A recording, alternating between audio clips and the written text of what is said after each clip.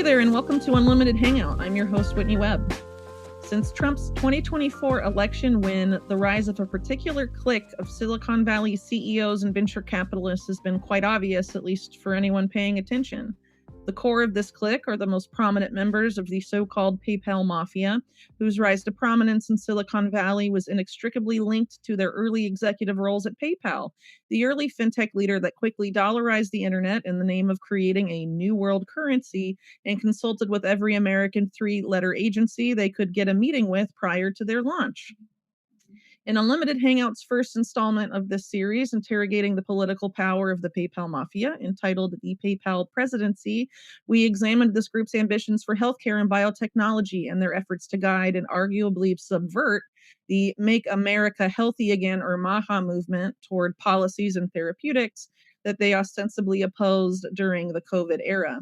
Today, we will be examining the philosophies and political theories that drive the most prominent members of this so-called mafia, namely Peter Thiel and Elon Musk, and how these are turning into concrete U.S. policies through the influence of Musk personally, as well as Thiel proteges like current Vice President J.D. Vance. Over the last 6 months, major efforts in media, both mainstream and allegedly independent, have sought to portray these wealthy billionaires as the quote unquote counter elites, arguing that they represent a major challenge to the elites that had run things prior to the US 2024 election. While these so called counter elites, led by the PayPal mafia, have sought to establish themselves as significantly different, at least in cultural terms, as anti woke, for example, are their political ambitions and philosophies really functionally that different from those of the elites they have supposedly deposed? Are Thiel and Musk really libertarian leaning and liberty minded as they have claimed?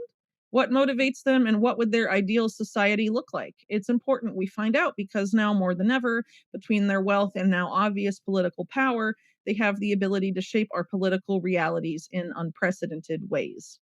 Joining me to discuss this and more is Iain Davis. Iain is an independent investigative journalist, contributor to Unlimited Hangout, and author of several books. He is from the UK, and his latest book is called The Manchester Attack.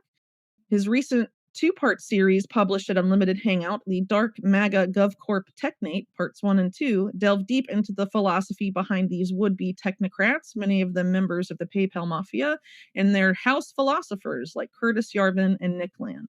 Thanks for joining me today, Iain, and welcome back to Unlimited Hangout. Oh, thank you very much, Whitney. It's a pleasure to be here.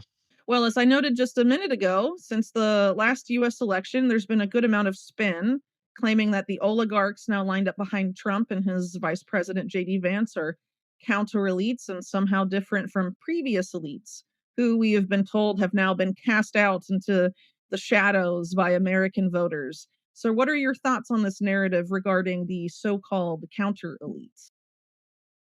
Well, they're not counter elites. I mean, they're oligarchs in the sense of the real sense of the word, as in someone that's converted immense wealth into political power and authority. That's clearly what they're doing. So I think it's fair to call them oligarchs. Um, and if we think about how the kind of things that they're proposing in order to move America forward and make America great again. And certainly in doing so, obviously that has a massive impact around the world. Um, there's it's the same kind of agenda that we're familiar with from perhaps the other side of the coin. You could say the sort of Schwabian side of the coin, in terms of rolling out top down controlled things like technocracy.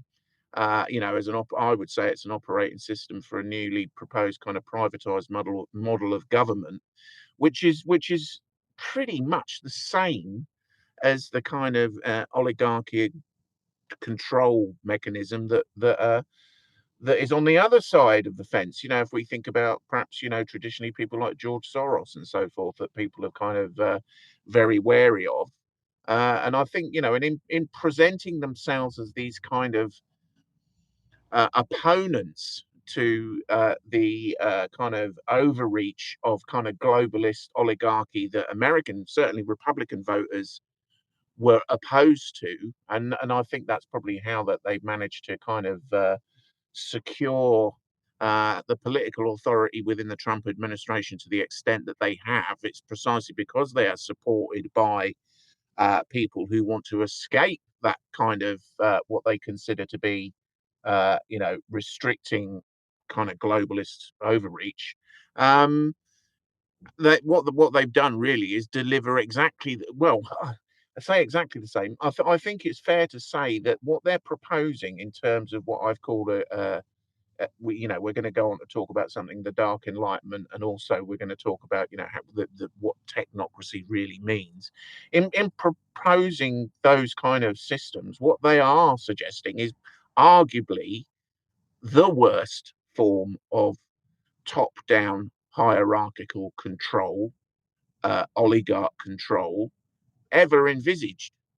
So to say that people that obviously Republican voters have voted in opposition to that, um, what they've got is just about as bad as it could be. Yeah, I tend to agree with you on that for sure. I really see, like I said in the intro just a minute ago, the only difference they seem to actually have is just sort of the cultural veneer they put over their ambitions, and they sort of cloak themselves in this, we're anti woke and all of these things, and that seems to be the only really major uh difference at a fundamental level. But I don't really think it really means anything. It sort of reminds me of how um Democrats and Republicans in the United States tend to differentiate themselves largely along cultural issues, whether that's abortion or gay rights. And, historically, that's sort of been the main way to successfully divide and conquer. And now you're having that sort of play out again, but the exact nature of the cultural issues has changed slightly and focused sort of on these um, DEI policies and other things. And, when Trump was elected and these counter elites had supposedly come in,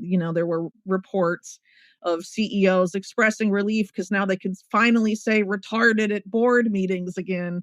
What a change. But as you noted, a lot of the actual change for the rest of us is going to be very significant in terms of what this new supposed new crop of elites really has envisioned for the United States and more broadly the world. So you mentioned technocracy, of course, and I think, myself and others have mentioned that word over the past few months, obviously yourself included.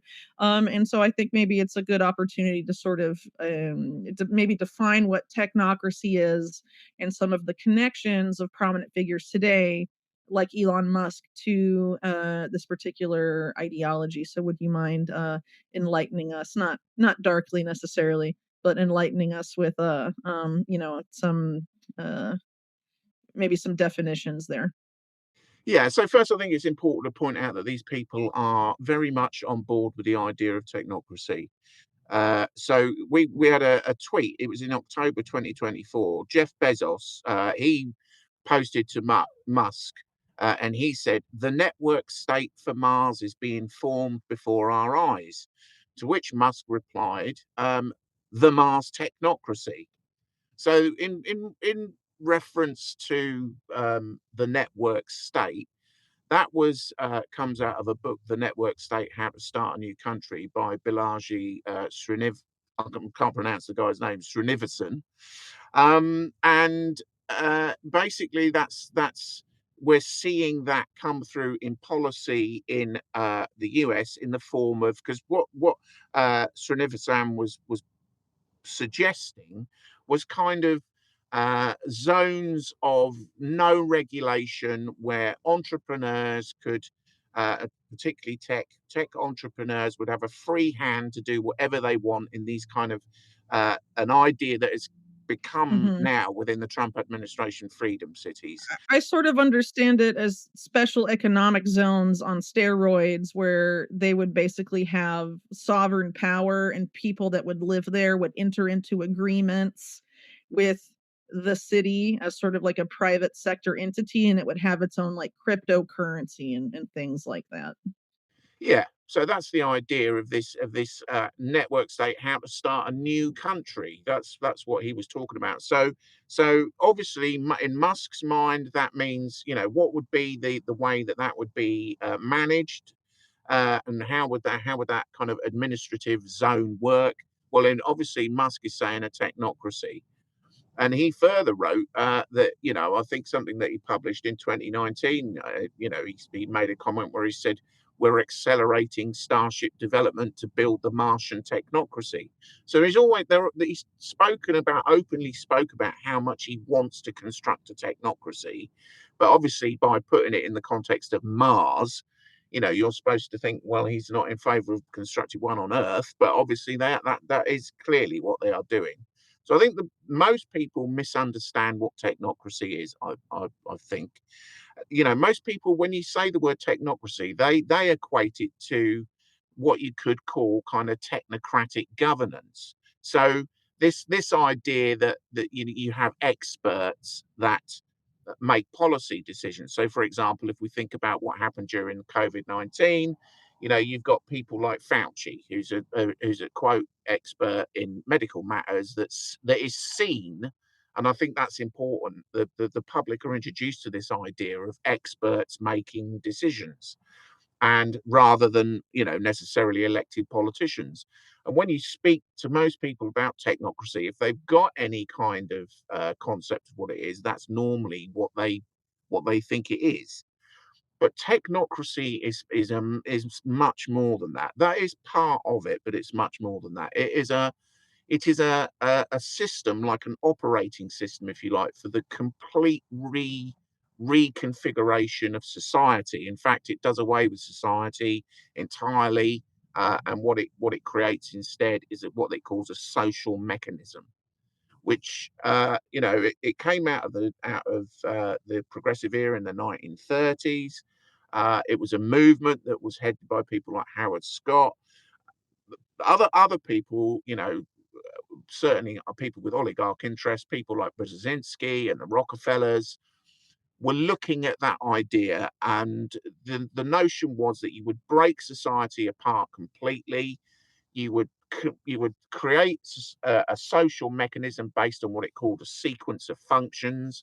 So you'd have the economic function, the transport function, the industrial function. This would be overseen by a continental control. So you would do away with all nation states. You would create something called a technate on a continental scale, and that would be overseen by a tiny, small group of people, no more than 100 people, called continental control. And in charge of them, they would appoint from within their ranks an overall CEO type king, that would be called the continental director.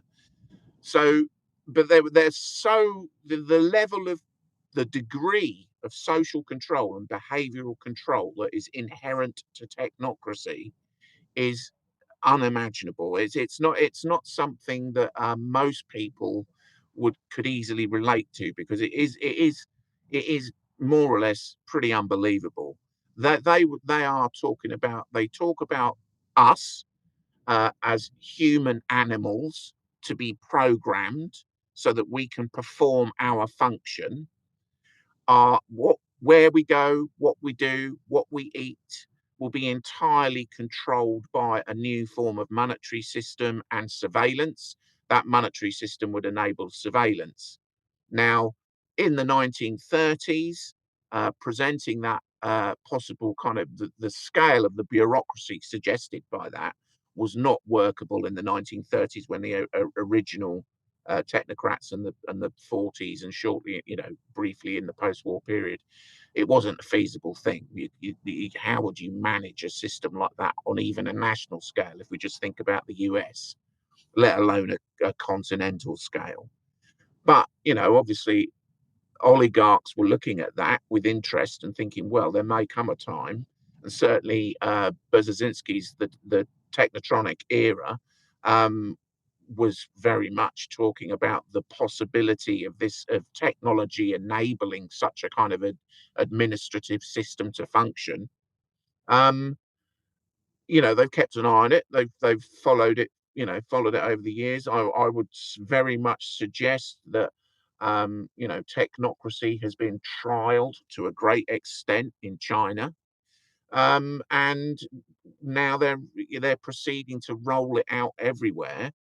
And obviously modern computer technology, AI in particular, and if we combine that with digital ID and digital currency, then the possibility of actually establishing technocracy um, is now a feasible prospect.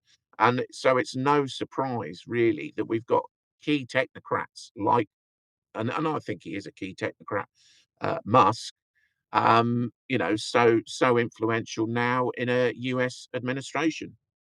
Well, I think it might be fair to refer to him like as probably the first more or less formal technocrat at the executive level in the United States, someone that's kind of actively taking that role in the sense that his role there is ostensibly to maximize efficiency, which, as you noted in your piece, this idea, the technocratic idea of the human animal, the goal was to uh, engineer the behavior of the human animals and the human animal masses, I guess, to maximize their efficiency. And in general, that is the ostensible goal of this Doge entity that he is heading. And obviously, on to that effect, of course, I think it's pretty clear that any critic of Doge is immediately being hit with claims like, "Oh, you must like then and be defending the corruption it's exposing." Um, but frankly, in the case of like the US, like every time there's a spending bill, those spending bills are full of pork, right? They're full of all of these relatively openly corrupt and ridiculous expenditures that shouldn't be there. And it's kind of been a known thing that happens. So it would make sense that there is sort of uh, pork, quote unquote, in the US government at large that either came from those spending bills or through those same types of, I would say, cronyist policies.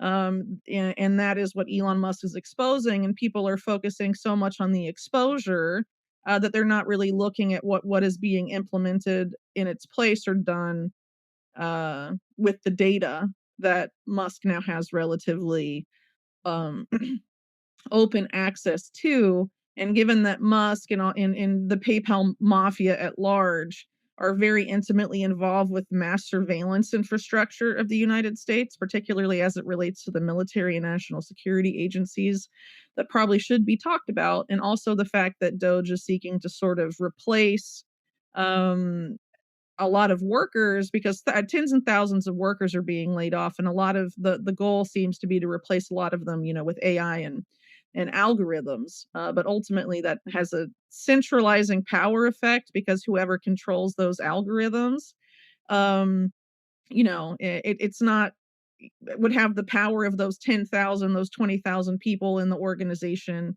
employing it, right? Whoever develops and maintains that algorithm kind of uh, has more power, right? At least that's sort of how I see it. So, a lot of things are happening right now. Changes are happening at the public policy level, all under the name of efficiency. And Elon Musk has kind of made himself the poster boy for this, if you will.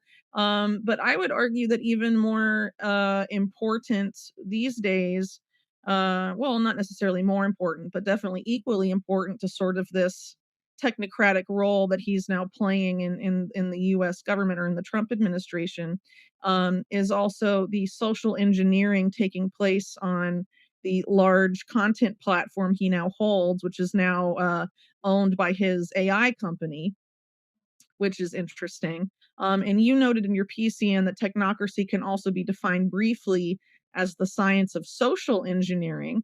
So we have the idea of engineering human animals to maximize their efficiency, that they're programmable automatons. And so, you can see where the role of government would be in a technocratic system to do that programming. But obviously, social engineering is a key part of that. And because we don't quite live in a technate dominated world yet, those are kind of separate spheres of engineering. So Yeah, I mean, I think if you look at what the Doge is, it is technocracy personified, really, because the note, as you quite rightly said, the idea of technocracy and something that is common to both technocracy and what we're going to talk about, the neo-reactionary movement, is this idea that there are technological solutions for all problems. So all problems, social, political, economic, there are technological solutions, and that the only thing that you need to do in order to solve these kinds of problems is apply the right technology or more technology. Technological kind of decision making and this kind of very mechanistic kind of AI controlled, computer controlled decision making is elevated, well, is said to be elevated above everything else. So everything else is done through, all decisions are made in a kind of dispassionate, logical way, and that's the best way forward for humanity. As long as we obey the algorithms, so as long as we just obey whatever the algorithms tell us, then in the world of the technocrats and in the world of the neo-reactionaries, we'll be heading in the right direction. Now, the Doge, it's already using AI to evaluate people's performance. And I can't remember who wrote about it, but I've seen it. I think it might. I can't remember where I saw it, but it's been described as post-human, and that is precisely what technocracy is. Technocracy is post-human, and this notion of, uh, you know, artificial intelligence or large language modules actually, anyway, I think there's an argument to be had there that we're nowhere near this pers- suspected singularity that the technocrats and the neo-reactionaries Yeah, I are. absolutely agree. I've been saying that for years myself, but continue.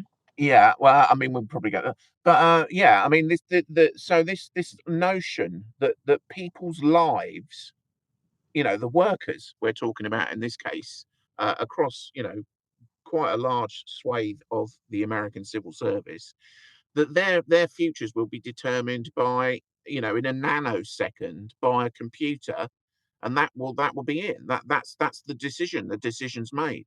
So the human element of that, you mean obviously that's someone's job, someone's their livelihood, their housing, their family, that doesn't matter. AI has determined that you are inefficient and therefore you are gone. And that is exactly the kind of model. If you boil it down to the nub of it, that is exactly the kind of idea that technocracy elevates and venerates, and that's what technocrats venerate, and that's what people like Musk venerate, and that's why that is the world that they are trying to construct for us. And I mean, and I think the Doge is a very good example of the kind of way that this future society, what it would look like if we allow it to be installed. Right, and I think also too, as it relates to X, formerly Twitter, in terms of what you mentioned just a second ago about this idea of people to live in this system would need to just obey the algorithm and submit to the algorithm. I obviously haven't been very active on X lately, but I've heard things from people that have been, and it's generally was my impression also before I engaged with it significantly less, that there was a major effort to kind of engineer that among a lot of X users, namely with the X AI, which now owns Twitter and is Elon Musk's new AI company after he butted heads with the people at OpenAI that he also helped create.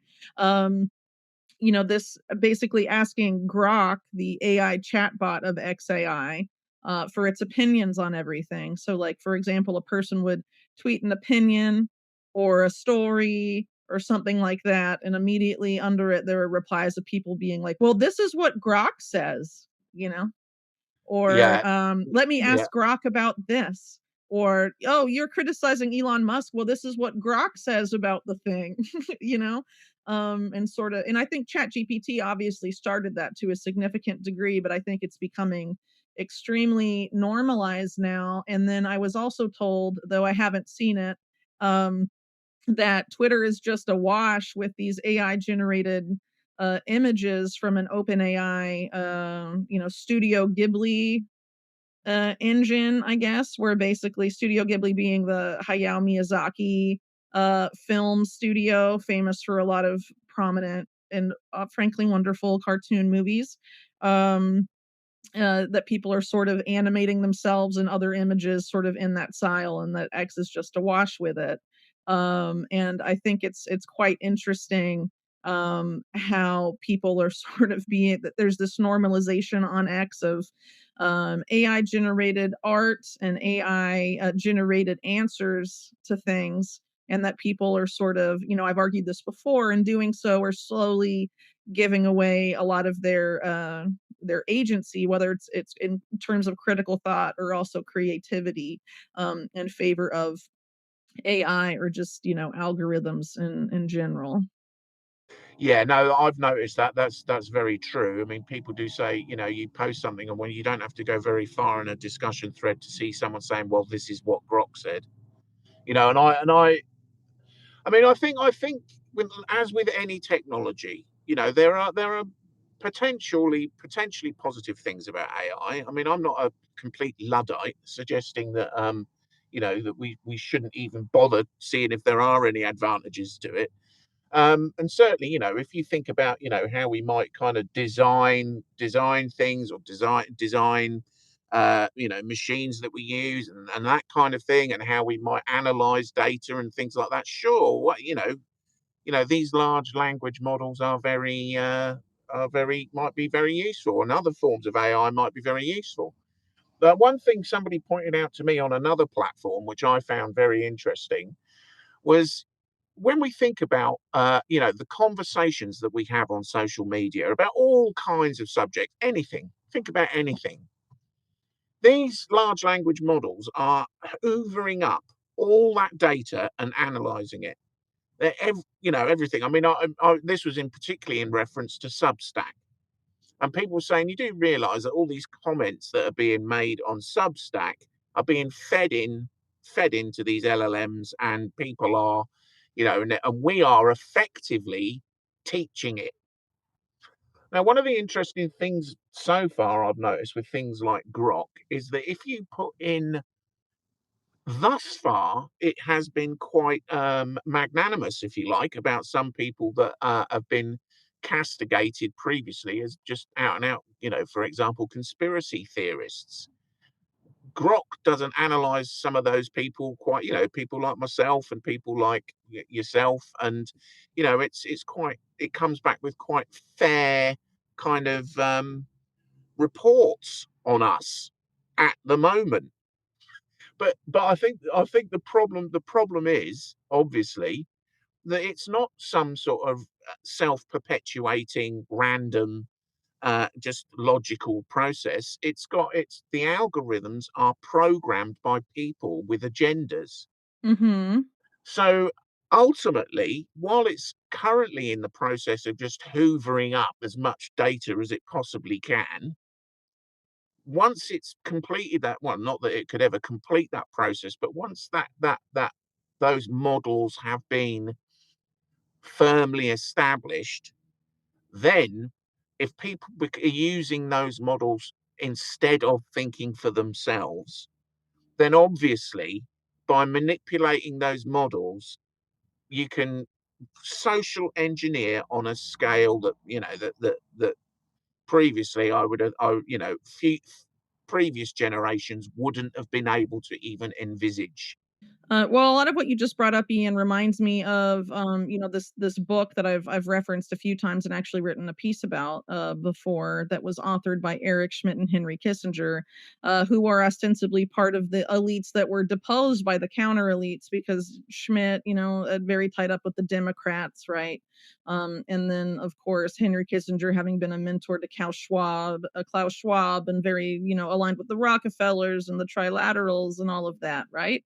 Supposedly so different than Musk and Teal and those people. But in their book, they basically chart out how this got this rule of all aspects of our lives by the algorithm will happen, and they basically say that there that we're being so dominated by AI already. And they wrote this book, I think like 4 years ago now, but they were basically saying that AI is shaping our preferences, telling us what music to listen to, what things to read, um, things like that, and that soon it will shape our decision making so much that we'll become completely dependent on AI to make decisions, pretty much, period. And they refer to this idea as cognitive diminishment, that basically we'll be outsourcing more and more of our agency and our cognitive function to AI, that eventually we won't be able to do those things without AI, or we will forget how to do it. And the analogy I sort of use to explain this to people is, how you lose a lot of the mental math ability if you become dependent on a calculator or something like that. The whole idea, if you don't use it, you lose it, kind of thing. And so, it inherently, I think we're still in this phase where it's still novel and people are experimenting with it, AI and all of that. But inherently, it's this slippery slope, and this is outlined by these elite thinkers, right? That it's a slippery slope, and that if we fall into that trap of, oh, it's so convenient, I'm going to just use Grok all the time to analyze news stories for me. Eventually, you might forget how to do that without it, over time. And that's basically how these figures like Kissinger and Schmidt chart out how we get to this system of governance by algorithm, and sort of this control of society. And another thing they bring up that I think is interesting, that's related to what you mentioned earlier, is this idea that government by algorithm and all of that will not necessarily lead to a fairer society. It will lead to a stratified society. And you made that point in talking about, the continental directors being on top of the masses of human animals, as it were. And they basically argue in their book that it'll lead to this a similar stratification. I would call it neo-feudalism, or have in the past, where basically you have the people who are programming and maintaining the AI and determining their parameters and objective functions above everyone else, and then the masses are those who are being enacted upon by AI but can't understand what AI is doing to them and how it's engineering and shaping them. Meaning that the people that are programming the AI do know what those effects are and where people are being led.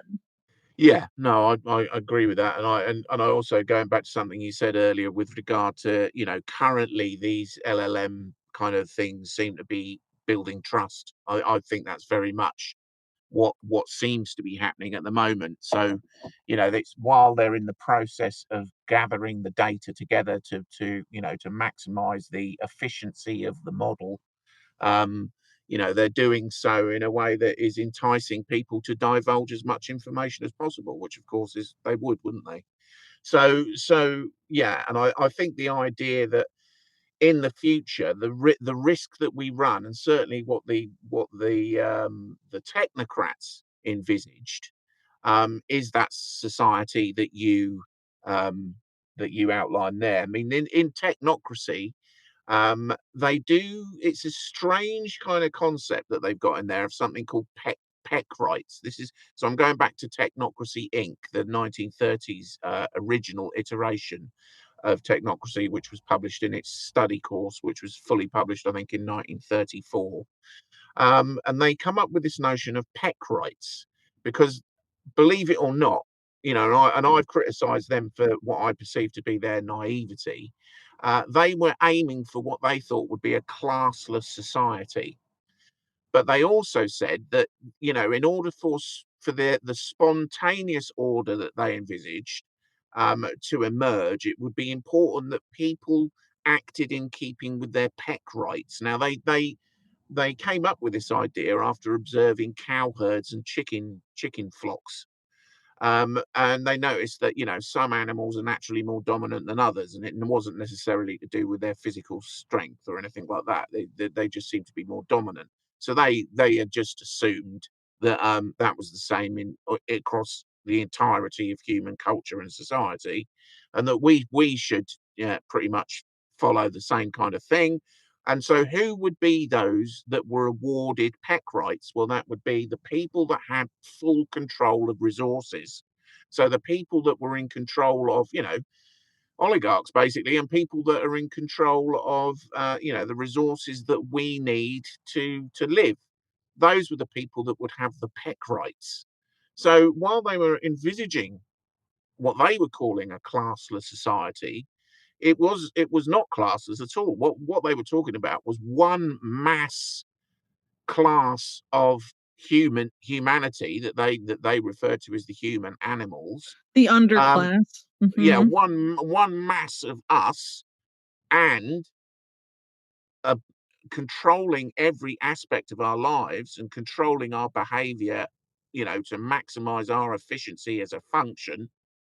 Um, were this kind of super class who would make sure that society ran according to their design.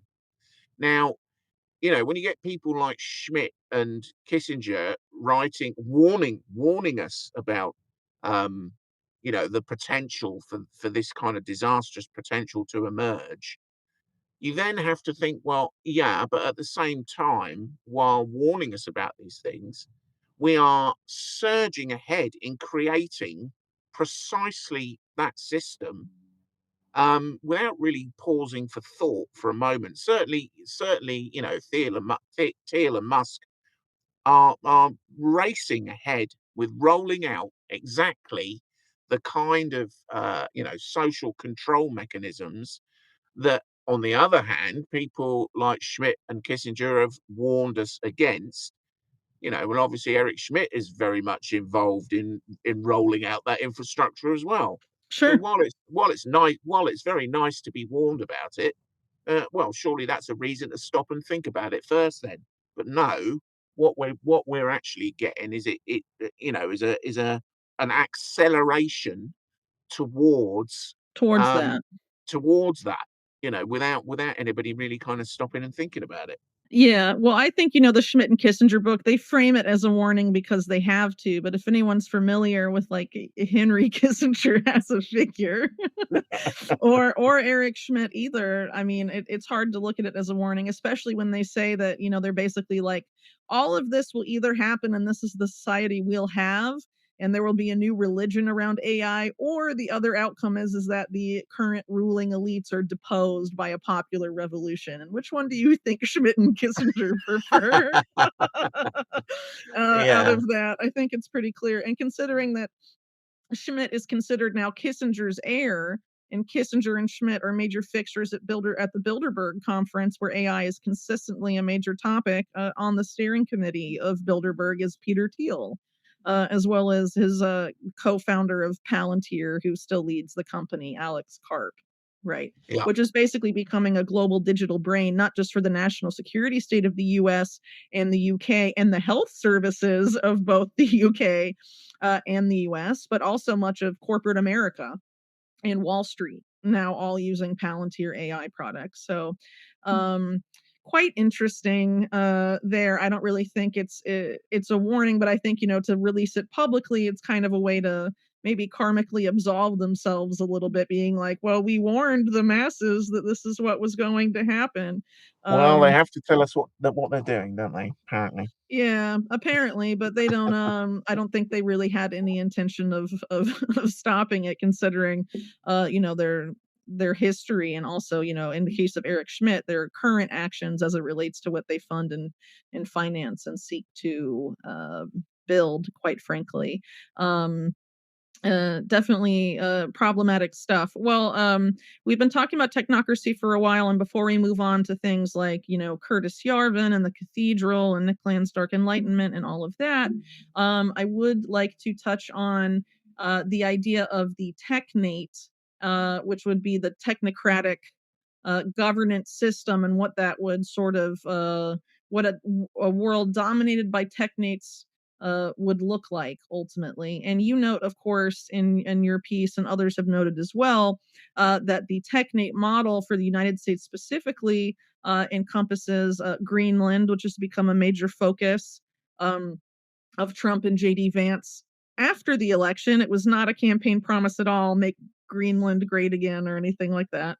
Definitely something that only happened after really around inauguration time and since then. So if you could expound a little bit on what a technate is and what the model for technates I think that might be something kind of illuminating as well. Yeah, so a Technate is a continental system of social engineering and behavioral control, with, as I said, was saying earlier, with a continental director sitting at the top of it. So it's and continental control would only be a very small number of people that would monitor, surveil, and distribute all resources across the Technate. It would have its monetary system that would be centrally controlled, or power distribution would be everything would be centrally controlled with the continental control. This group that controls everything. Uh, in the original idea of the Technate proposed, as I said, in the 1930s, mid 1930s, there would be no names of towns or cities or anything like that. Everything would be designated with a grid reference, a map grid reference. So you would live in sector 4 or sector 5, this kind of idea. Quite why, I don't know, but um, but interestingly, in the original Technocracy Inc. study course, they put a map on the front. It was on the back cover, I think. They put a map on it, which was they called the North American Technate, and sure, it encompassed Greenland and went all the way down through Central America, all the way down to northern Venezuela, right down into the northern tip of South America.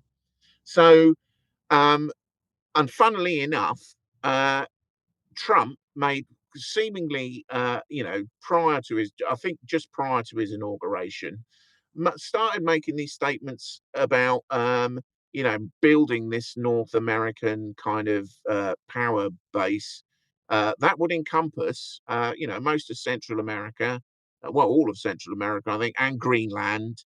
And that had never really been mentioned before in terms of anything like, the North American Union or anything like that.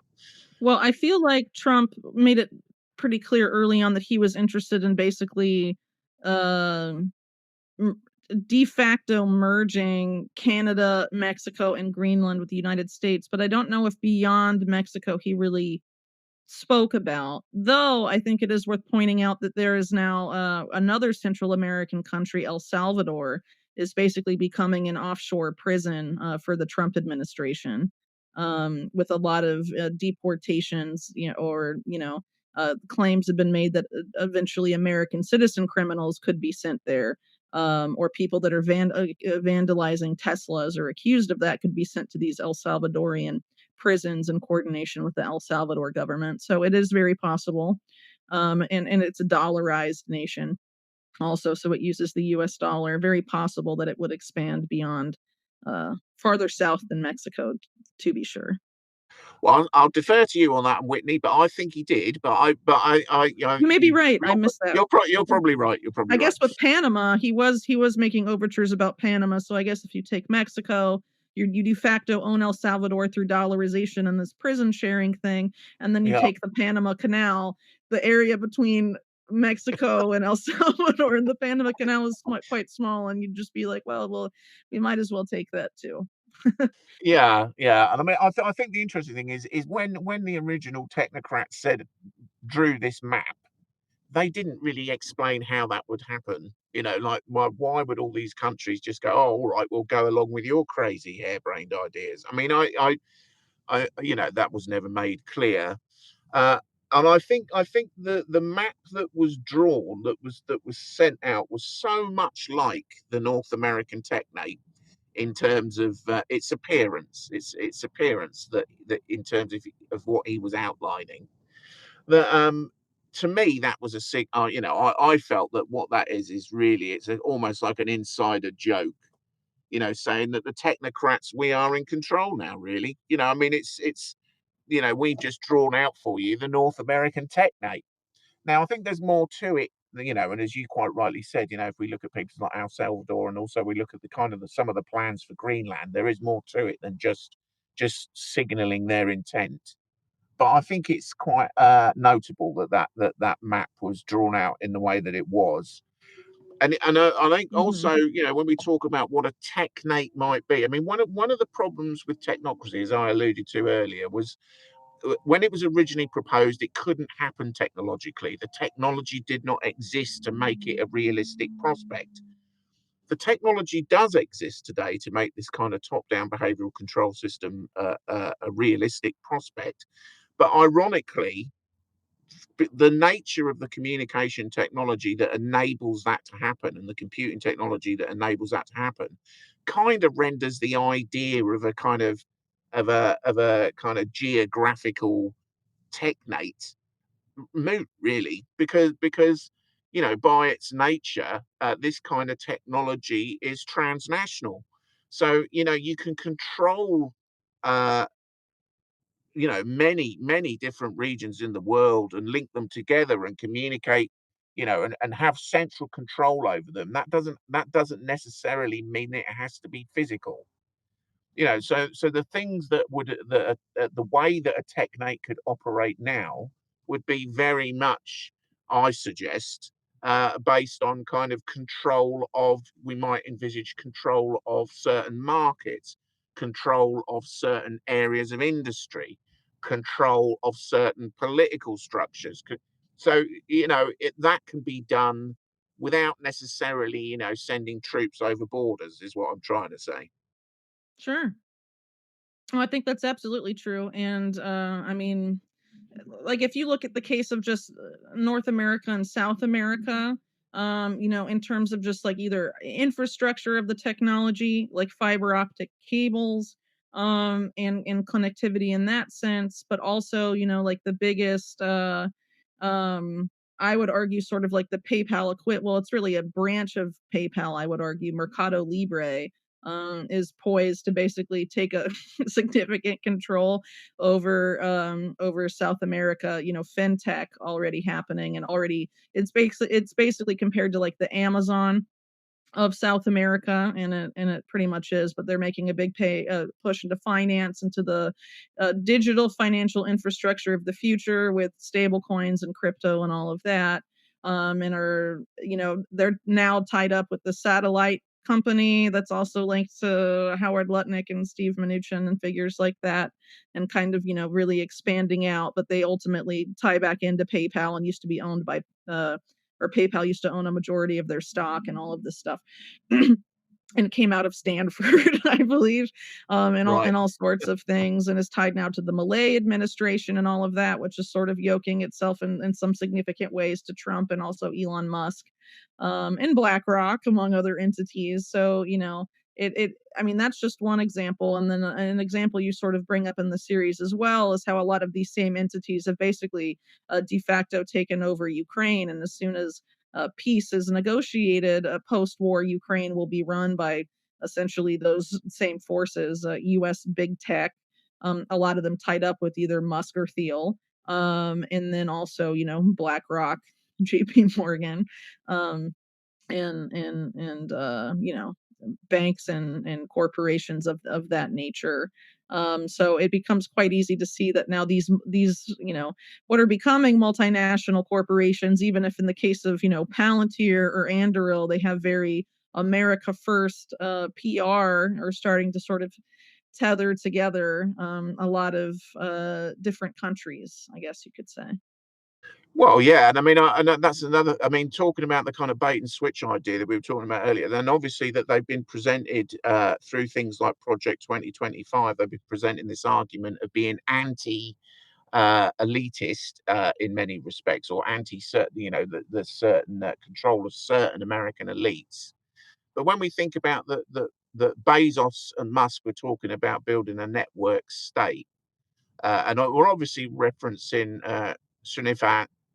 Oh, We'll just cannot call him pronounce Balaji. It's fine. Balaji. Balaji's Yeah, good well, enough here. Balaji Okay. are obviously referencing his work. He, you know, envisages uh, kind of these freedom cities being kind of independent fiefdoms, um, and he considers the US to be outdated and obsolescent. To think that that this they're pro-American, I think is questionable. I think that they are pro oligarch control, pro maximizing their independence in order to accelerate towards the future that they've got in their own minds. Yeah, Balaji's an interesting character because he's been saying a lot of stuff about the turn of turning X, Twitter, into a financial system, which of course Elon Musk's ambition is to basically make it the American version of WeChat. And he says half of the financial system, and the idea would be you do your banking and your shopping and all sorts of things there. But Balaji not only supports that model, but says it should basically go um, a step further, and that people should, basically, instead of like necessarily like a UBI or something like that, they should monetize their content on on X or on models like that, and that AI should create their content for them. And he had this interesting tweet also where he said in 2023, AI is about building a new god and crypto is about building a new state, which is interesting in the context of the whole network state idea that he sought to develop. And I think ultimately, um, the sales pitch for the Technate will come, even though it's, as you've noted, an extreme centralization of power. Um, it's also, I think, not going to be attractive to sell it specifically to this libertarian base and under these libertarian framed dialectics that they're using. As a greater centralization of power, they have to market it as decentralized, don't they? And so if you have a network of these freedom cities that then knit themselves into the largest of all network states, into a technate, then I mean, you could get to that system that way, but have sort of what the public sees as these decentralized patchwork of network states. And I suspect that's the case because of as you and I have pointed out, for example, in our joint work on digital ID, and also work on the digital finance of the future, whether it's stable coins or CBDCs. Ultimately, the goal is to have sort of a vendor agnostic system, right? Where you have a patchwork of companies or vendors providing digital ID or providing the programmable surveillable money, whether it's a stable coin or whatever. But ultimately, the data harvested from that would be harvested in a centralized way and ultimately centrally controlled at the highest level that isn't necessarily visible to the public. Yeah, no, absolutely. And when we think about things like the Dark Enlightenment and what Curtis Yarvin has said about a patchwork of realms, so Yes. the idea is that decentralization leads to decent from these guys' perspective, and I say guys because it is predominantly men. From their perspective, decentralization is a process for gathering data. So if you decentralize everything from political systems to economic systems to financial systems, you decentralize it. But as long as the data that is gathered is interoperable, i.e., it's in a machine readable format that can be centrally collated, then by decentralizing, you can spread this network out, geographically or in terms of financially or however you want to approach it. You can spread this network out, and the people, and even to a certain extent, give people that are operating in their relative realms or zones, give them autonomy. But if you can then gather that data in a cohesive single machine readable format, which can then be analyzed, which you can then do at something like a universal ledger, or if we're talking about the World Bank have put forward this idea for a global digital ID database, ND40, I think it's called. That kind of idea, we're talking about ideas here rather than practical things that have already been established, but this is clearly where the ideas are going. then that obviously what that does is give you what Yarvin would call gov core control or soft core control of a patchwork of realms. You are able then to manipulate each realm, uh, and if you combine that with technocracy, that would be very much done through the allocation of resources as you see fit from a kind of centralized power base. And that's pretty much the kind of in terms of how they view decentralized. I mean, a very good example of that would be the C40 cities network. So the C40 cities network is, which is which is on the other side. When we're talking about the kind of juxtaposition between the right side, if we use traditional political kind of terms, the right and the left side of the kind of oligarch kind of control grid, the left side of that, the Schwabian side, if you like, they uh, like setting up things like C40 city networks, which is supposed to decentralize power, and we've seen across the world the increasing power at a localized level of city mayors who are often members of this C40 city network, but then they're all linked centrally to gathering the data, particularly from their city, if you like, city realms. So that's what they've got in mind. They've got this kind of interoperable web that they want to roll out, which will seem like it's decentralized, but will actually be gathering data from as many sources as possible. Something I want to add to that, since you're bringing up the idea of the unified ledger here, I mean, obviously that's going to be some sort of blockchain ledger. It's quite clear, and there's been signaling, of course, from this group, Musk included, of putting, for example, major aspects of the U.S. government on blockchain, and it's very likely that.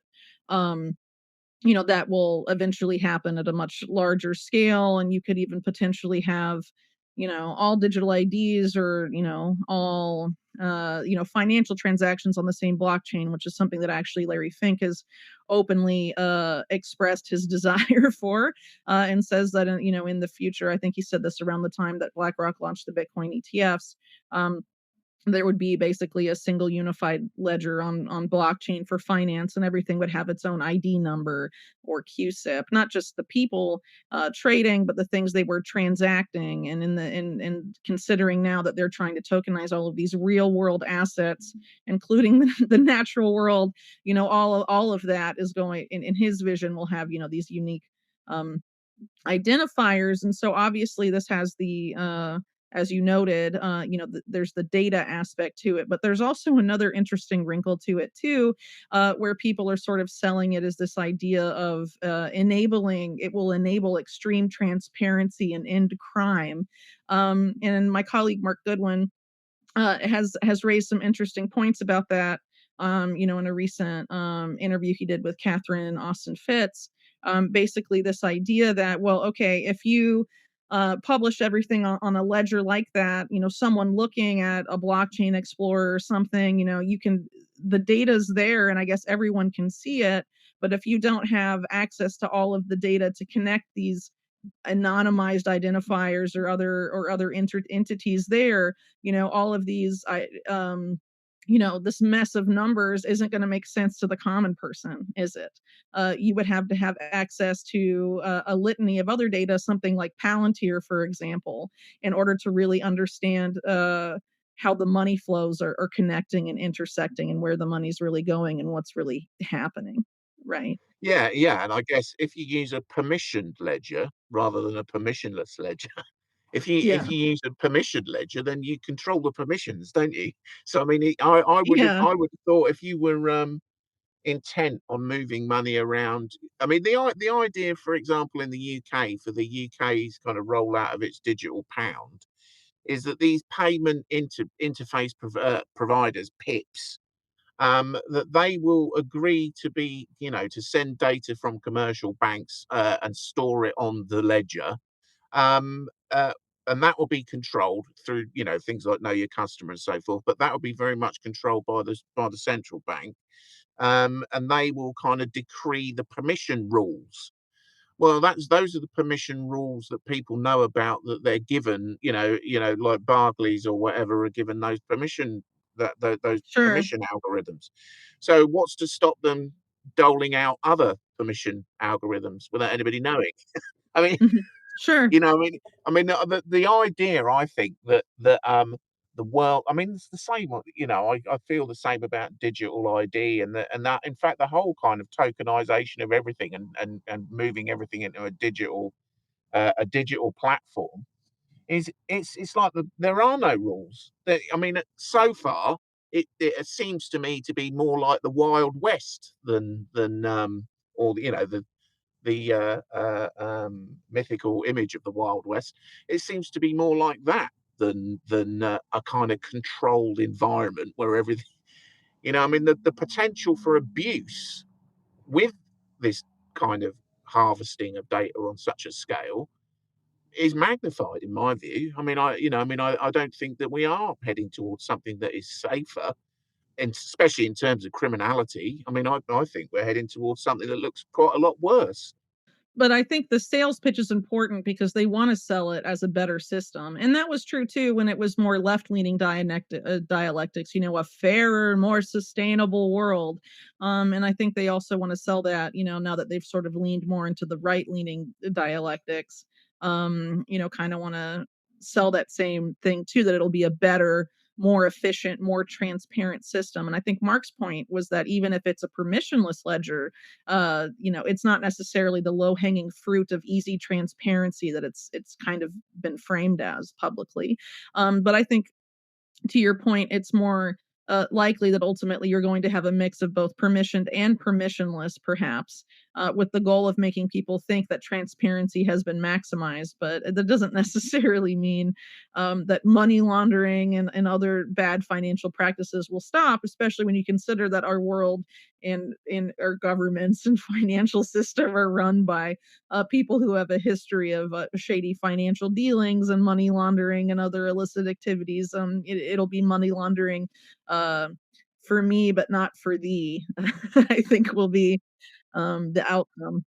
Yeah, I have to say, I haven't. It isn't even crossed my mind that whatever system that we're heading towards will rule out the possibility of, for example, selling drugs to buy weapons to smuggle to, proxy terrorist forces.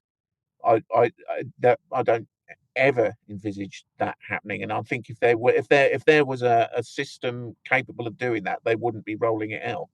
Yeah, well, I think the sales pitch is going to be that it will stop those things because obviously in this new paradigm of programmable surveillable money, a lot of which this particular PayPal mafia is very intimately linked to, um, it's going to basically enable a major trade-off between liberty and security. You're going to be surrendering your financial privacy entirely and a lot of your financial freedom to the system. So, in order to convince people to make that trade-off, we'll be ending money laundering and Ah, yes, financial yes. crime and all sorts of things, and the government won't be stealing your money anymore, like Doge is discovering.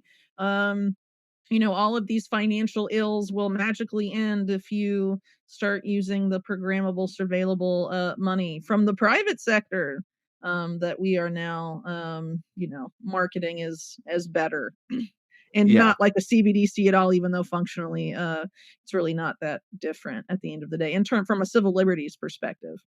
So No, not at all. No, it comes with all the same. The Trump administration's kind of fondness for stable coins is not doesn't augur anything better in terms of its potential for social and behavioural control. They're just as programmable as a CBDC, so it doesn't make any difference into that in that regard.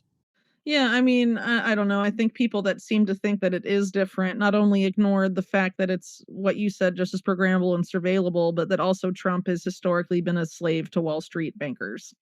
Yeah. And that's true from his first presidency. It's true from his own history when he was, bailed out by the Rothschild banking interests in the early 90s. Um, it's just been kind of a running theme with him. And pardoning long notorious Wall Street criminals and white collar criminals like Michael Milken, among others. He seems to have an ear for Wall Street, and people like his personal former money manager and good friend Larry Fink, for example. But don't worry, Larry Fink is on the way out, guys, because the counter elites are here. Um, oh man. Yeah. Anyway, sorry. It's just sometimes it's just amazing to see what narratives have managed to stick despite having no basis in reality, in my opinion. Yeah, no, I mean, I think as well. I mean, something that we spoke about earlier is this idea of the kind of the liberty-minded oligarch that that they're doing this to free us up and to free up choice and to Yes, to our to ex- benevolent benefactors. yeah, and this notion. Yeah, I mean, I think to a certain extent, the things that the Republican voters were angry about, this kind of overreach of what they would consider wokeism, this kind of censorship and shutdown of freedom of speech and all this kind of thing. That is not inherent to kind of that has been thrown at and considered to be a consequence of progressivism. It's that this progressive thing is tantamount to identity politics. It's all one thing, and it all comes from that, which of course it doesn't. If you think about what progressive kind of values are, that is very much about social reform. So that's very much about women's rights. It's about gay rights. It's about moving society forward in a positive way. The stuff that's come with it, like the shutdown of freedom of speech, the censorship of people online, imprisoning people for making comments online, that's got nothing to do with progressive mores. That has come as a consequence of those ideas being exploited by, I would say, rapacious oligarchs and their network. Now, and governments obviously go along with that. I mean, ultimately, it's implemented by governments and it's implemented through policy and legislation. But the thing that people are railing against, certainly the Republican voters that supported, things like Project 2025 and so forth, that they are bridling against something that has been imposed on them by one set of oligarchs. And the solution to that is to embrace something which is being proposed by another set of oligarchs. In this case, we'll probably go on and talk about the kind of the philosophical underpinning of all this. In this case, it's they're moving towards a privatized form of government itself. So government itself will become practically, to all intents and purposes, a privatized entity. Now, that isn't going to facilitate. I would be very surprised if that enables kind of more deep-rooted social problems like poverty, inequality of opportunity, those kind of things that people care about, the cost of living, that kind of thing. There's nothing within the move towards a privatized form of government that promises to do anything about any of those issues. So it's not like they're finding solutions for what they perceive to be the kind of a mutated form of progressivism. It's they're not. They're just you know being cajoled into perceiving the threat in those terms, and it isn't. Yeah, well, I've always seen identity politics as sort of this effort to mainly keep people that are people on the left that are unhappy with the left to keep voting for the establishment left.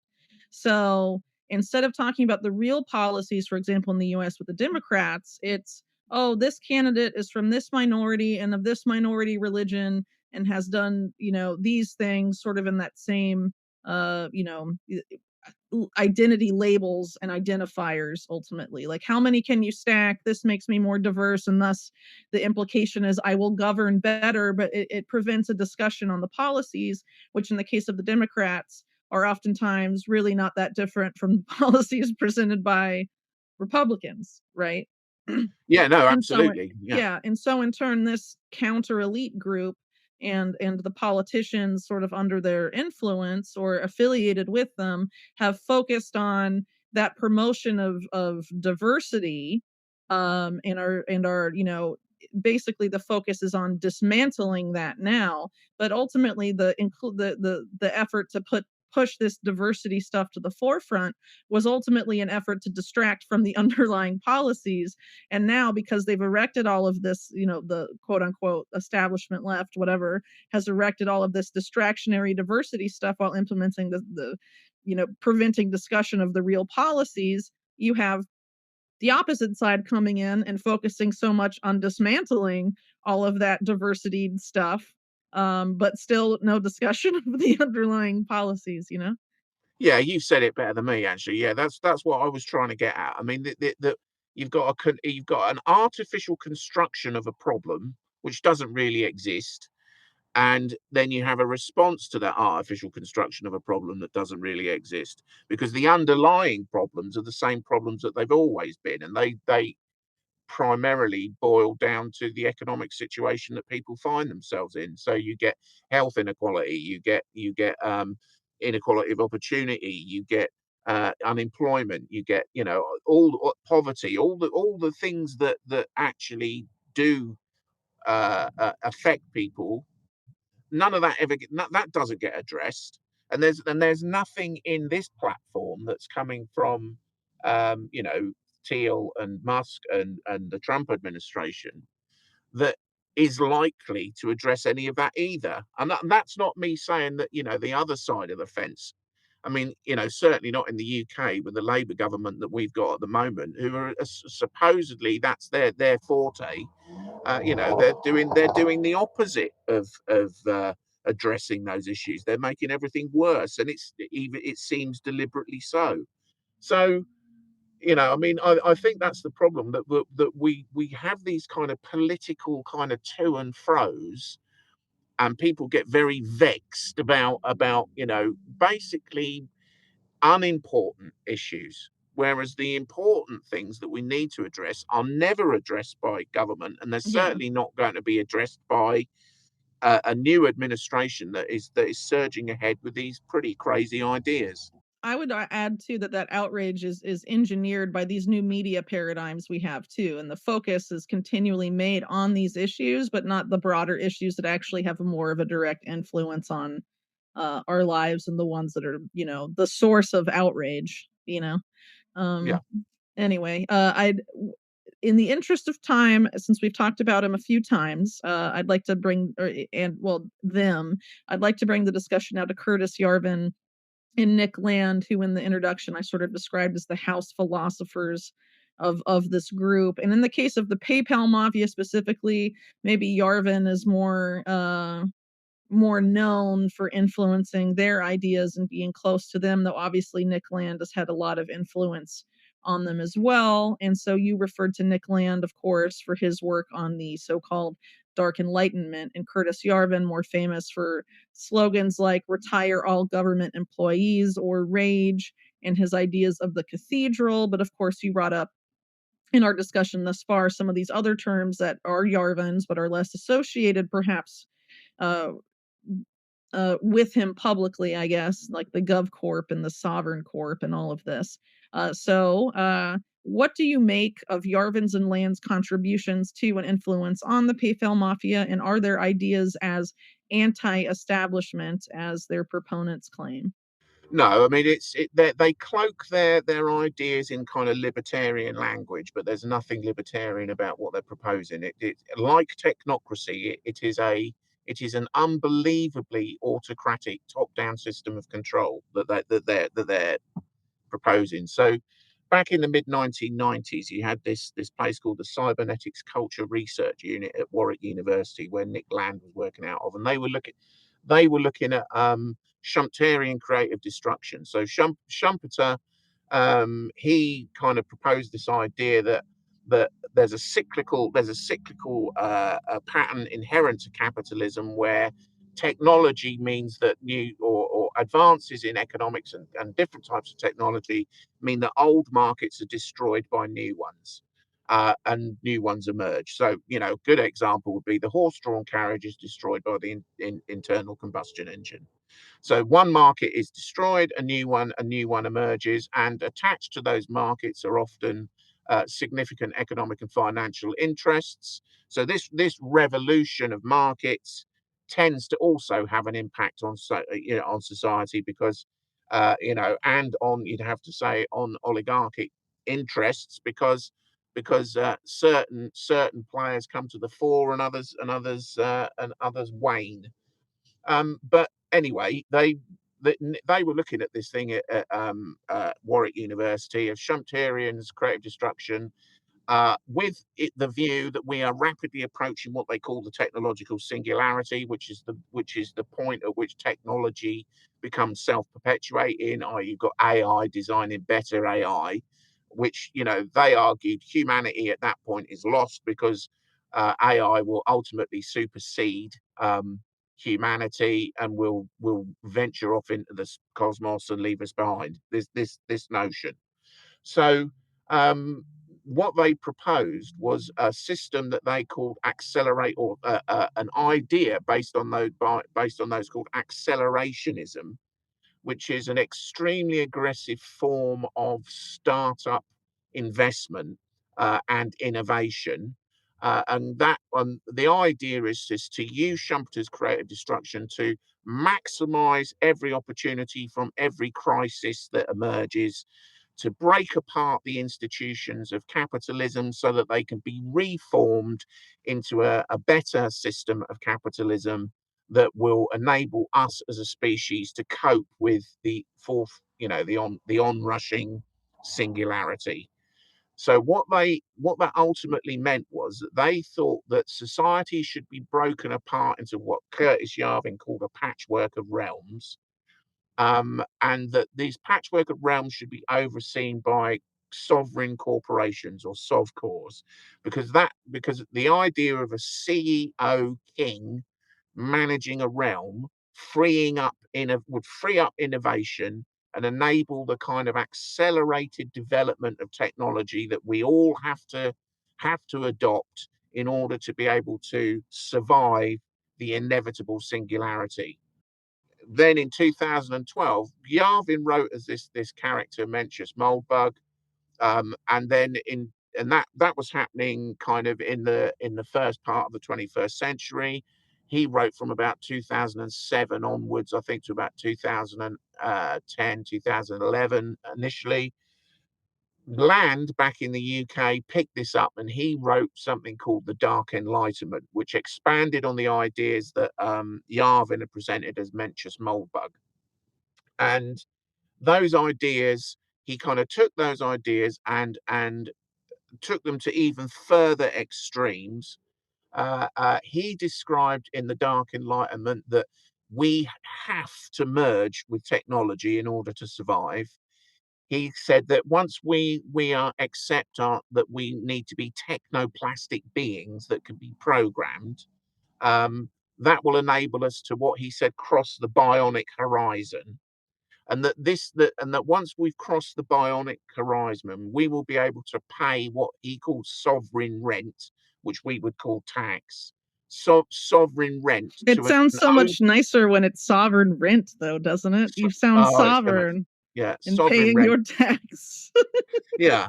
But in order for us to do that, to pay this sovereign rent, because we wouldn't be able to function in a post-singularity world, we'd just be like these useless kind of NPCs that don't know anything, can't do anything. In order for us to stay pace with it, with the singularity and the post-singularity world, uh, basically we have to be incorporated into it. We have to become cybernetic organisms. So this is his notion, uh, and that therefore what he further presented was this idea of an overarching, a bit like and there is a big crossover between technocracy and this neo-reactionary movement's ideas. So instead of having continental control, you would have sovereign cores, CEOs of sovereign cores, the kings of their realms, and then that would be overseen by a thing that land called GovCore, which would be a kind of, if you like, a kind of corporate government. I mean, and I think that the important one of the difficulties we have in trying to kind of actually understand these ideas is that they're talking about structures, creating new structures that we can't even envisage. So one of the things that perhaps people listening to this would like to try and envisage is there being no government, but there being a corporate entity that oversees the administration of every aspect of your life. Because that is what they are suggesting. Instead of a political structure, it's a corporate structure, because this would free up innovation. So that is basically, and Peter Thiel was cited by as very influential by Land when he wrote The Dark Enlightenment. He specifically cited Thiel. Thiel is very closely associated with Yarvin. Yarvin and Thiel watched the 2016 Trump election results together. Yarvin calls Thiel very enlightened. And obviously we're talking about the something he's referencing there, the Dark Enlightenment.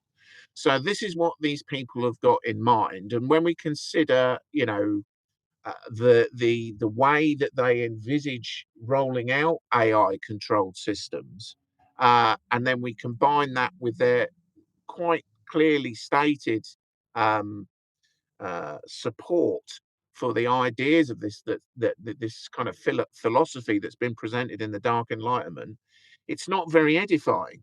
Well, what they're basically appear to be doing is constructing this horrendous totalitarian control system.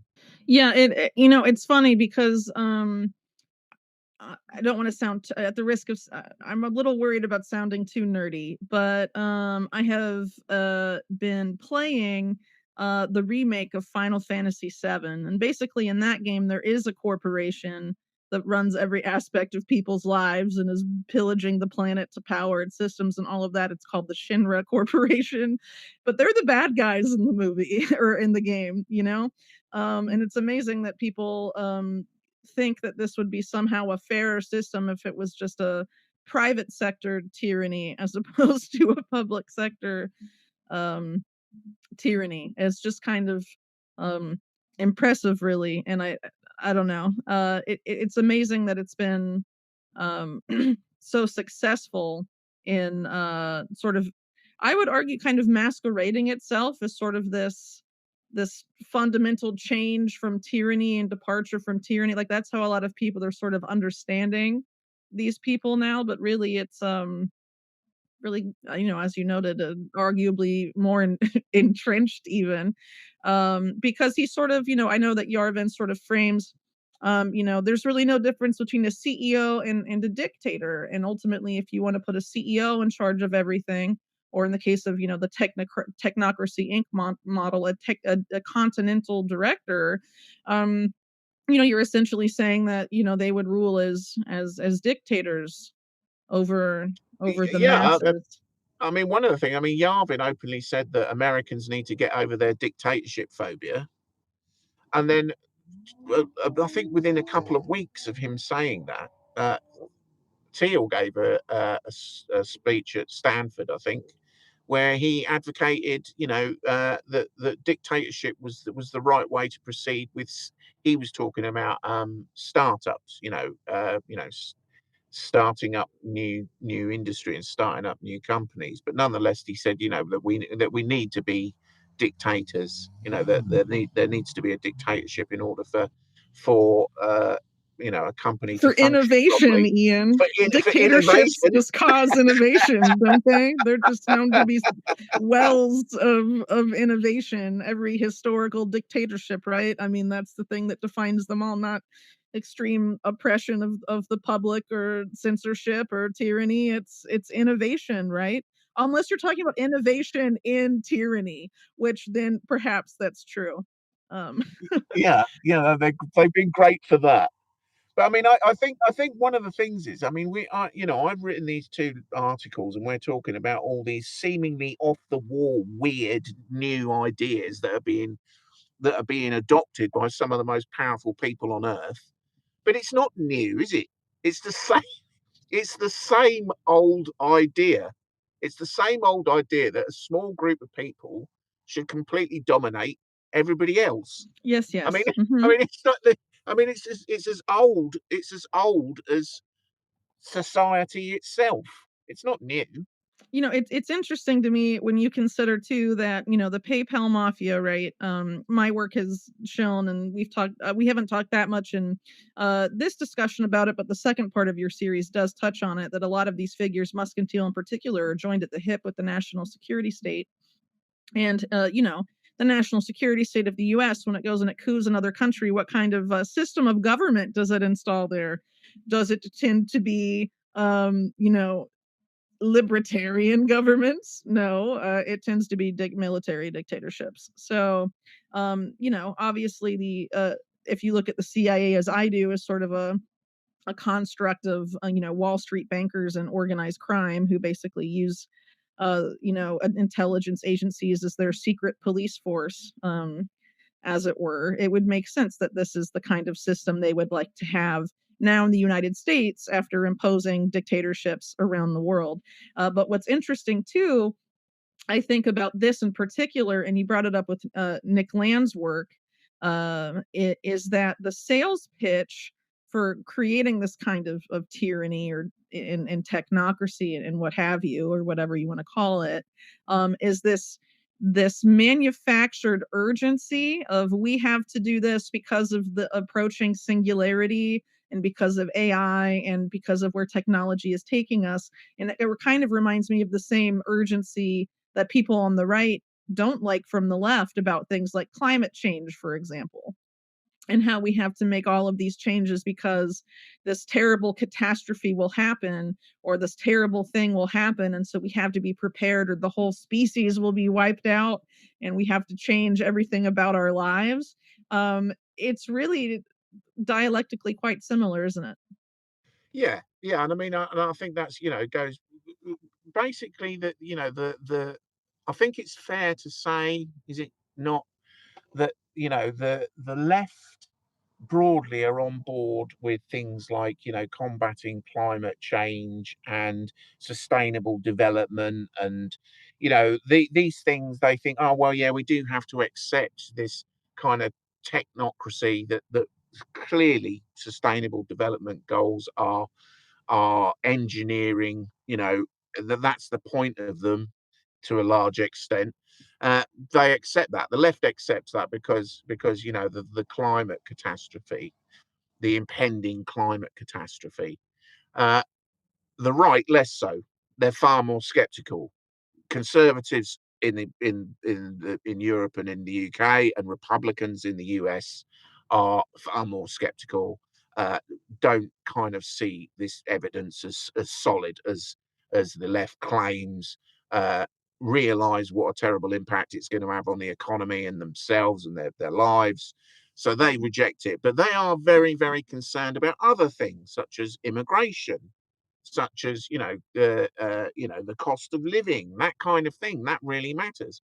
So up steps the other side of the oligarch coin, this time represented by Thiel and Musk, uh, particularly, but there are others. And to provide the right, the conservatives and the Republicans, to provide them an in to essentially exactly the same thing, which is, as I said earlier, is not a new idea.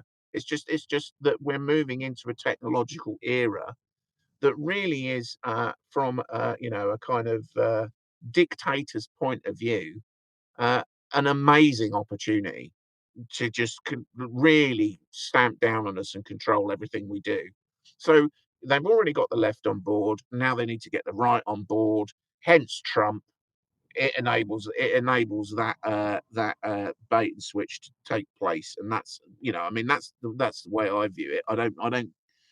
There is no. I can't put a cigarette paper between both sides of the coin. They're essentially going down the same path.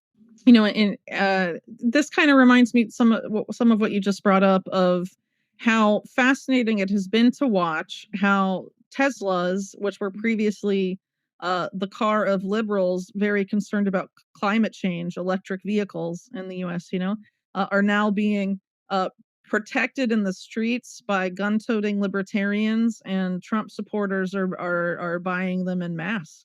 And you have, like, Trump himself and also Howard Lutnick basically doing sales pitches for Tesla publicly while in public office. And now it's being sort of framed as like the car of the right, um, which is interesting, isn't it? Because since the future, outlined by this technocratic model and you know affiliated entities is interested in an EV only cars, because Tesla, as Musk has pointed out, is not a car company, it's a software and AI company. But really Teslas are like surveillance machines, and they can be remotely turned off, and if you are driving it and the government decides you are naughty, they can just drive your car against your will to a police department or whatever. Or into a um, wall. into yes, the Michael Hastings Yeah. method, I guess. So it's not necessarily better, but now it's the car of the right. And I think, I used to think before, when I saw a lot of this stuff, these shifts in these engineering efforts to get people on the right on board with a lot of these quote unquote globalist policies that they used to hate and now are being engineered to love under different names, 15-minute cities, freedom cities, whatever. Um, among other examples that we've discussed today, not CBDCs, but stable coins. I used to wonder, how are they going to sell Neuralink? And now I'm like, well, no, they're just going to tell the conservatives that they need a Neuralink to own the libs, and then a bunch of them will just do it. Um, Maybe Yeah. that's a little cynical, but it's starting to feel like the social engineering stuff has been very successful in getting people that were against the so-called Great Reset of the COVID era. I think they did a good job in sort of framing it that the Great Reset was a communist plot, and it was just Klaus Schwab and a handful of other people. And now that we've put new faces in charge, it's even though people are young global leaders of the WEF and whatever, and are, Peter Thiel's on the Bilderberg steering committee. It's different now, and things are fine, and it's not really the same policies, Yeah. because people tend to focus so much on the political personalities and not the policies being implemented. Yeah, no, absolutely. And one of the things that I thought was very interesting was where Mark Andreessen, he from Andreessen Horowitz, um, he wrote this thing called the Techno Optimists Manifesto, in which now bearing in mind he has been he's not officially linked to the Doge, but he's been noted as a key influencer in selecting staff or whatever. I can't He was remember an quite how. advisor And also. yeah, an Mhm. advisor to the Trump administration who appears to have been selecting people for all kinds of positions and everything like that. Mhm, mhm. Now, in the Techno Optimist Manifesto, he openly says, "We are accelerationists." Now, we is obviously the network that he's tied to, and accelerationists, used in the way that he used it, and everything that he's written in the Techno Optimist Manifesto is pure. So the people that are advocates of the Dark Enlightenment would call themselves neo-reactionaries. Um, and it is pure neo-reactionary Dark Enlightenment stuff that he's written there. And they call AI their philosopher's stone. They're elevating it, already elevating it to mythical heights. And you know that so these people are undoubtedly pursuing this twisted, I would say, ideology. Its influence on them is obvious, and they are very influential, I would say, in the current US government. So, I mean, I think it's whatever Republican voters hoped they would get. I mean, if we look at things like Trump's executive orders, that is purely feeding into what this oligarch network desire. They're trying to construct this technocratic govcore privatized form of government, and everything that Trump has done, really, or certainly his executive orders, pretty much facilitates that. So, or is intended to facilitate that. So yeah, sure. While people are focused on the Doge, making its efficiency savings, apparently, although that I think that remains to be seen. But while it's supposedly making its efficiency savings, as you said right at the beginning of this, what people aren't noticing is that it is deploying AI to make decisions over people's lives. That's what it's also doing. And the people that are behind it, particularly in this case Musk, that's the kind of society they are trying to construct. But as we also said earlier, ultimately the fundamental idea that underpins everything is thousands of years old. It is about top down control. That's what it's about. Well, yeah, I think it's absolutely very old. It's like, the oligarch families are like, hey, remember in the Middle Ages when there were a bunch of serfs and they were ruled by kings? Wasn't that great? How do we go back to that, but then prevent the serfs from ever rebelling again, kind of thing? But I mean, I don't know. We can't hate on them, right? They're techno optimists. They're optimists. Ian, are you against optimism? Are you black pilled? I don't Yeah, know. yeah. I mean, It's this kind of funny this that that's the best pushback they have anymore is, techno. We'll just um call it optimism. Uh, when you read it, you'll be terrified, but we'll call it optimistic. well, Okay. it's more like the would-be, robber barons of this era. The Instead of oil barons, of course, they're data barons. They're very optimistic about the prospects Really, of all of this, yeah. for And I mean, what? themselves. And Yeah. but to highlight the point that we were just talking about you saying that, about how that they're cajoling people and getting people to go along with the other side of the Republican, the conservative side of this agenda. In the Techno Optimist Manifesto, Andrewson says he lists a whole load of things. I think he lists the World Health Organization, the World Economic Forum, stakeholder capitalism, um, and a whole load of things that he identifies as the enemies of the techno populists, of the techno kings, which is how they sometimes refer to themselves, their enemies, and then says, because, and then, well, he doesn't say it outright, but he kind of very kind of firmly kind of infers it, that they're all rooted in communism.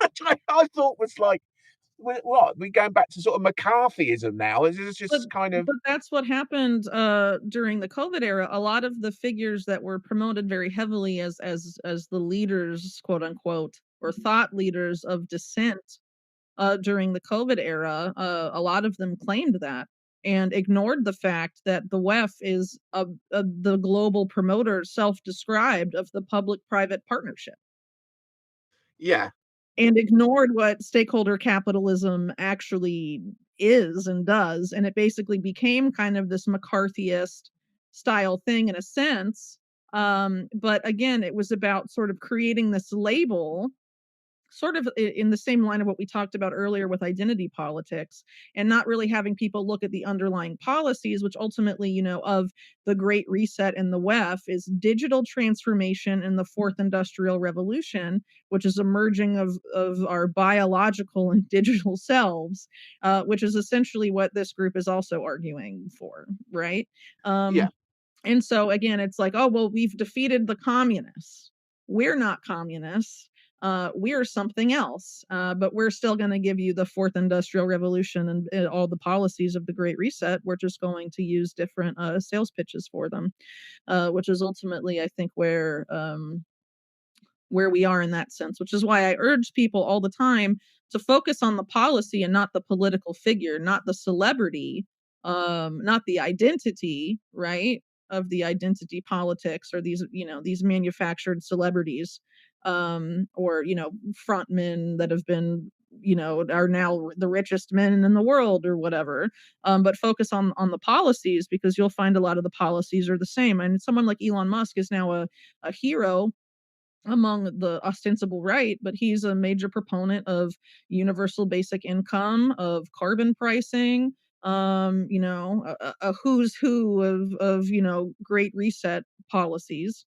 But I guess we're supposed to believe it's different now, or he'll frame it differently.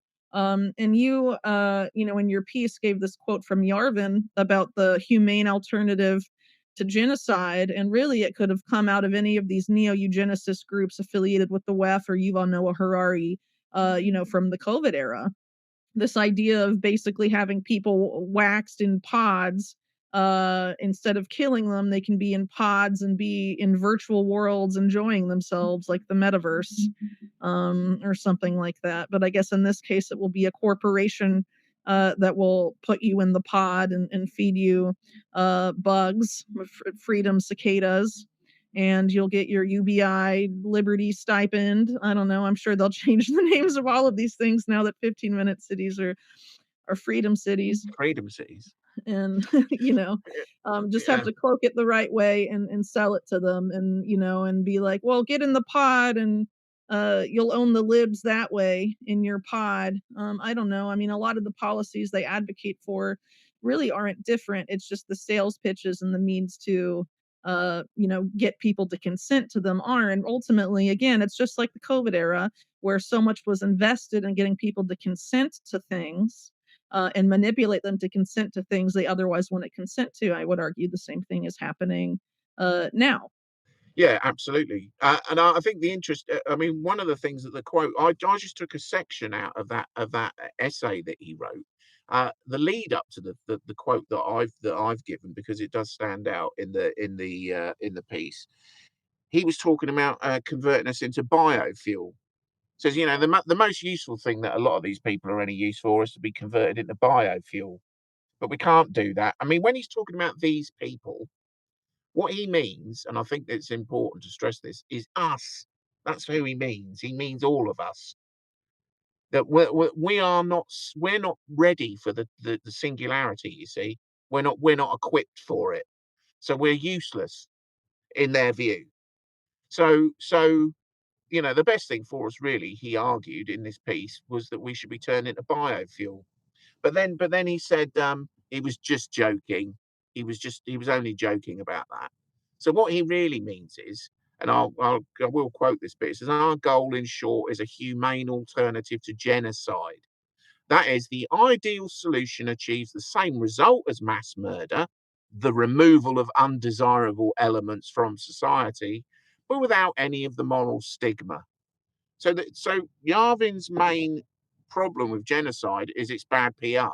That's his Yes. that's his problem with it. Other than Yeah. I that, he's mean, all he's for it. really he's really Yuval Noah Harari with mop hair. I feel like the more I think about it. Yeah. Yeah. So Hmm. so bearing in mind that there's Teal is very close to Yarvin. I mean, they've spent a lot of time together. Teal has referenced him a number of times. They Sure. share the same ideas. So, when you think that how influential he has become in the current Trump administration, and his networks. across. I mean, look at the conduct. Bear that in mind. What we've just heard Yarvin say, and think about the conduct of Palantir in Ukraine and then Israel. It seemed pretty clear, and Stavrula Pabs wrote an excellent piece about this, but that Palantir, used Ukraine as a test bed for not just Palantir, other OpenAI and there were a lot of people involved, but they used it as a test bed to develop AI weapon development, targeting, and things like that. And then they were invited to really kind of use what they'd learned in Israel for a real genocide, yeah, so that they could Mhm. partner with the Israeli occupation force to commit a real genocide. So although, and then I think a lot of times, and one of the things that I've tried to focus on in the pieces is the use of language that these people are using. They often, and do it in a flippant, offhand, joking manner. That's the way they present their ideas. Oh, it's all just a laugh, really. But when we see the culmination of those ideas, as we've seen in Ukraine and Gaza, it's not so funny after all, is it?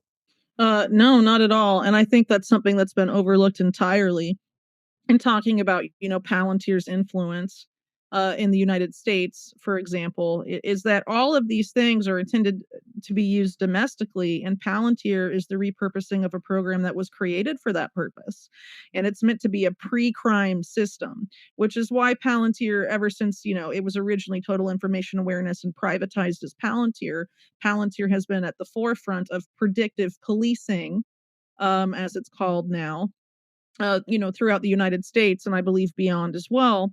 And the idea, is that the algorithm determines if you may be guilty of a crime in the future and that you can be prosecuted because the algorithm thinks you might do something that you haven't done yet, which is obviously horrible and dystopian, but certainly shows this whole idea of, well, could be used to effectuate this idea that, people of the useless eaters and all of that. Because a lot of the, for example, LAPD, which used to use Palantir for predictive policing and then moved to this other program, the program they used most recently called Predpol was found to be 0.5% accurate. 0.5%. Yeah. So that's like infinitely worse than a coin toss. It's basically a way to go in a community and send as many of the people there to prison as possible. So if you, are Yarvin and you want to say who are undesirables, well, undesirables are criminals, right? Or prospective criminals. And so if you have a combination of these algorithms, especially when now, the algorithms have your social media history. So anti-Semitism is now, hate speech under Trump, whatever. Well, it was before too, but they're sort of using AI to kick people, to deport people and kick people out of college based on what they've said about, Israel or the Israel-Gaza war more specifically. What happens if, they kick that up a notch and it can become a crime? Or, in a pre-crime paradigm, staying things like that is a precursor, is an indicator that you may commit an anti-Semitic act in the future or something like that. That's where things get absolutely bonkers and it's completely insane. And I think people just don't really realize that. And, a lot of, in my case, I've attempted to warn about Palantir and Teal and then later JD Vance as vice president because of his ties to, Teal and Palantir and all of that, uh, quite vocally. And I don't know. It just doesn't seem to resonate with people with what Palantir is meant to become. And now because they, are tied up so much with the health system in the US at HHS and also, of course, in the UK with NHS, they have access to mental health data. And in the first Trump administration, they tried to create a program called Safe Homes where AI would go through your social media and determine if you're showing early warning signs of neuropsychiatric violence and should be, placed under house arrest and things like that. preventatively. And Trump, framed it as part of this thing like, we have to stop mass shootings before they can happen, in all of this. And it's definitely not liberty minded, to say the least. Um, but would definitely, I could see where that could easily interlink with some of these viewpoints from Yarvin and others. This idea of sort of putting undesirables in the pod. Well, we won't kill the undesirables, but we can put them under house arrest and they can go and be in the metaverse or whatever. I mean, I know that sounds really dark, but unfortunately, Palantir in this whole system being constructed that also includes these AI, weapons and the generation of AI kill lists that are being used to slaughter whole families in Gaza. Um, the fact that that has now happened and Palantir has now enabled that, and that a government is allowing that to happen, and there is no international condemnation or effort to really prevent that from continuing, shows that it will continue to happen. And the fact that Palantir was always intended to be used domestically or against, dissidents within the West, via, its previous incarnations, people should be very, very aware of how of a slippery slope this is, and how much this particular group should be, um, certainly not cheerleaded. I guess let's put it that way. Yeah, and I think one thing that I sort of stress as well is that this is the potential that they are pursuing, the potential of the system that they are trying to construct.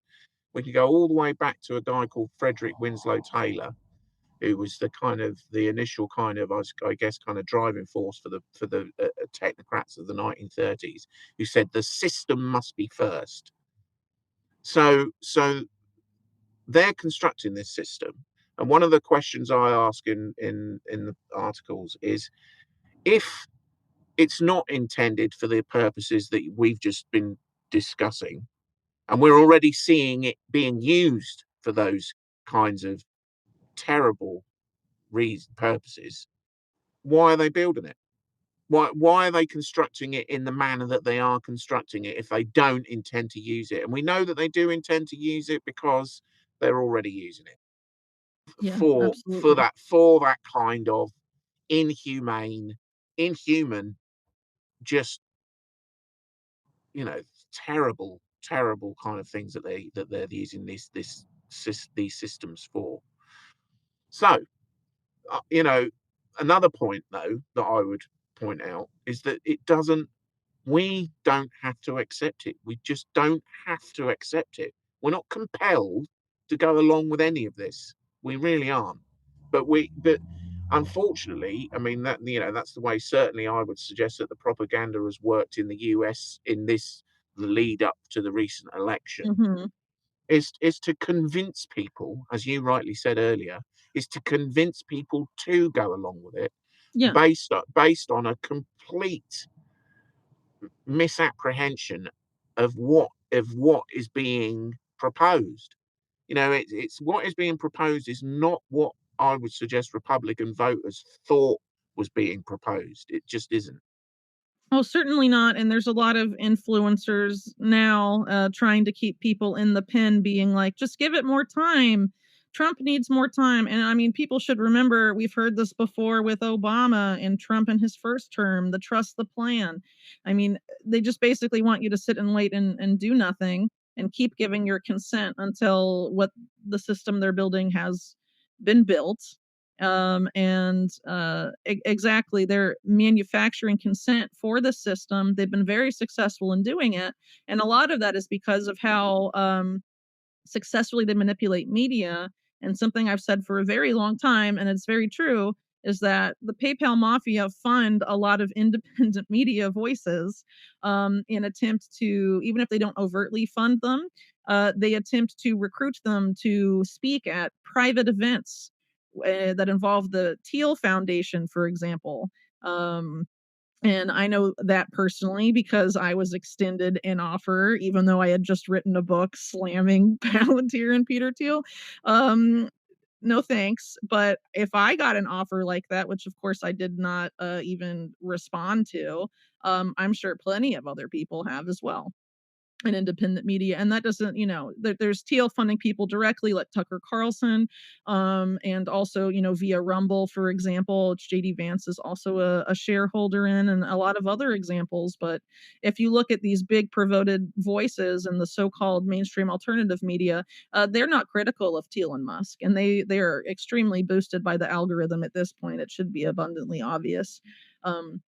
To people, and so they're using those voices to keep people in the partisan box. Yes, all of these things are happening. They'll talk about suppressed or controversial information, but their answer is sit and wait. Trump will fix it, or Robert F. Kennedy or any of these other figures will fix it. And ultimately, it's up to us to extricate ourselves from the system, because whether it's Trump or Thiel or Musk or anyone else, like you said, the system it must be first, right? It's not really about us. And so if we don't want to live under the system, our best shot is to extricate ourselves from it and become as independent of it as possible. Because if we're dependent on it and consent to becoming even more dependent on it, which is about to happen over the next, 4 to 5 years or so, uh, arguably less, it'll be much harder to extricate yourself from it in the future, and you will, become a human animal to be programmed by these people, which is what, the effort ultimately is leading us to consent to. So, in the interest of time, Ian, any last thoughts either on that or on the topic of discussion in general? Yeah, one thing there's no doubt about the way they perceive us. The Land spoke about our sovereignty should be treated with that. They've got this idea of auditing the functions of society. That's part of the Dark Enlightenment, and they would audit everyone's sovereignty. And Land said that our sovereignty was so pitiful, so meaningless, that it should be treated with derision. So, and I think that it's fair to say that that is how we are seen. Certainly, Land referred to us as the inarticulate proles. Yarvin thinks we ought to be waxed up in a virtualized world like bees inside a honeycomb. If seeing as genocide is bad PR.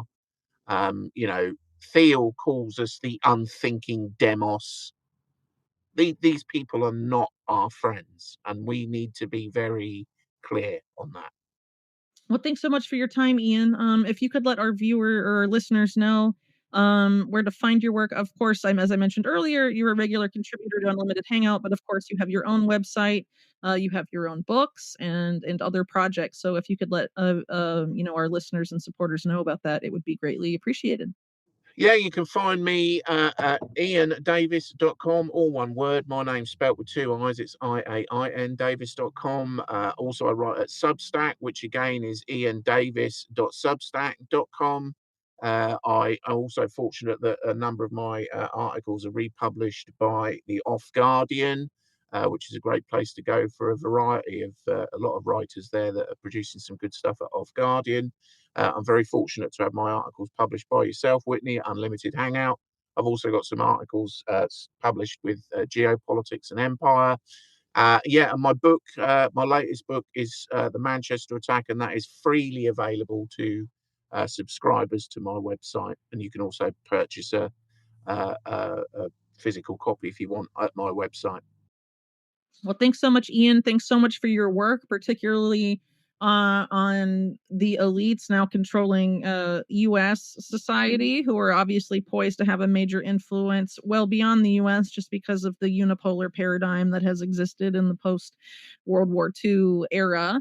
And also for your work on a litany of topics. There were other things covered in this series too that I wish we had time to talk about, like your work on synthetic hegemonic currency and how this is playing into the new digital finance paradigm that we are rapidly being herded into, among other things. So I would definitely encourage people to check out not just Ian's series for Unlimited Hangout, but some of his past work on these issues as well, more relevant than ever.